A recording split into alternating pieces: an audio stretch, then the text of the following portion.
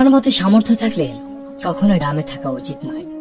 গ্রামে 100 বিঘা জমির মালিক হওয়ার চাইতে শহরে এক টুকরো ভাড়া বাসায় থাকা অনেক ভালো, অনেক আরামদায়ক, অনেক সম্মানের। গ্রামে স্থায়ীভাবে বসবাস করাটাকে কোন সূচকে এগিয়ে রাখা যায়? আসলে এখানের বেশিরভাগ মানুষ এতটাই টক্সিক যে তারা নিজেদের ব্যক্তিগত জীবনের চাইতে আপনার জীবন নিয়ে বেশি চিন্তিত। আপনার চুল বড় কেন, অনার্সে পড়া সত্ত্বেও মেয়ের বিয়ে দেয় না কেন, 25 বছর বয়সেও আপনি বেকার কেন, আপনার কোনো ব্যাচমেট বা আপনার সমবয়সী কেউ যদি বিদেশে গিয়ে লাখ লাখ টাকা কামায় তাহলে আপনি এখনো পড়াশোনা করছেন কেন? এসব আজগুবি বিষয় নিয়ে তাদের অনেক টেনশন।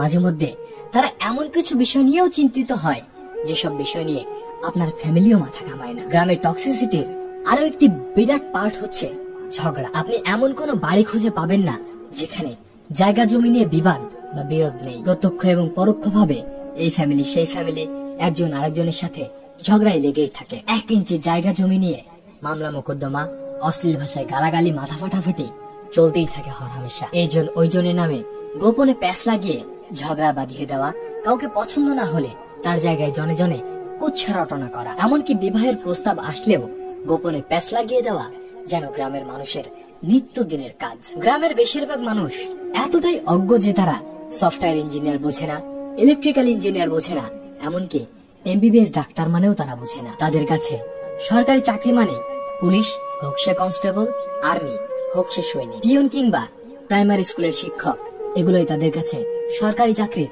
মানদণ্ড। একজন নার্সকে তারা যেমন ভাবে ডাক্তার ভাবে তেমন ভাবেই একজন সরকারি মেডিকেল, MBBS বা অন্যান্য ডাক্তারি ডিগ্রিধারীদেরকেও তারা একই রকম মনে করে। তাদের কাছে আপনি সরকারের কততম গ্রেডের চাকরি করেন তার চাইতে বেশি ইম্পর্টেন্ট আপনি প্রাইভেট জব করেন নাকি গভর্নমেন্ট। আপনি প্রাইমারি স্কুলের পিয়ন হলেও হয়তোবা তারা মেয়ে বিয়ে দিতে চাইবে, কিন্তু যদি শুনে আপনি প্রাইভেট কোম্পানিতে চাকরি করেন সে চাকরি যতই ভালো হোক তারা আমতা আমতা করবে। তাদের কাছে আপনার উচ্চ শিক্ষা গ্রহণের চাইতে আপনার যে বন্ধু SSC পরীক্ষার পরে সৈনিক, কনস্টেবল কিংবা বিদেশে লেবারের কাজ করতে গিয়েছে তাদের দাম অনেক বেশি। আর টক্সিসিটির সবচেয়ে বিরক্তিকর একটা পার্ট হচ্ছে গ্রামের চায়ের দোকানগুলো। প্রতিটি চায়ের দোকানে চায়ের কাপে চুমুকি ওঠে গিবত দিয়ে। যেখানে কার বউয়ের বাচ্চা হচ্ছে না, কার ছেলে মেয়ের বিবাহ হচ্ছে না থেকে শুরু করে রাজনীতি, অর্থনীতি, খেলাধুলা কোনোটারই গবেষণা বাকি থাকে না, যার অধিকাংশই আবার গুজব। এত সবের মাঝেও